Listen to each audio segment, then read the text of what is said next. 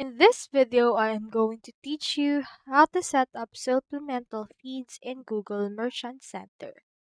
So in order to do this, what we can do is you need to head over right here to our settings icon, head over right here to the add-ons, and then make sure that you have added the automated or also the advanced setup.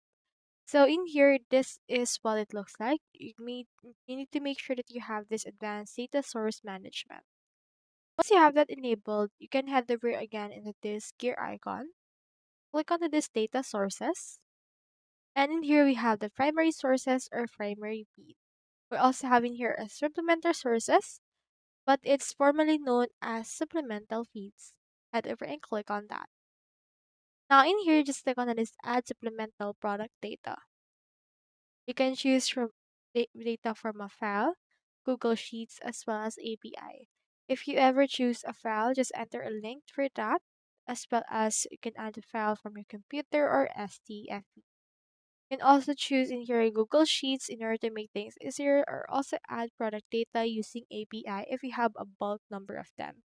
Just identify the name of the supplemental data that you want and click on continue in order to add those from in here. So that's how you set up supplemental feeds in Google Merchant Center. Hope we helped.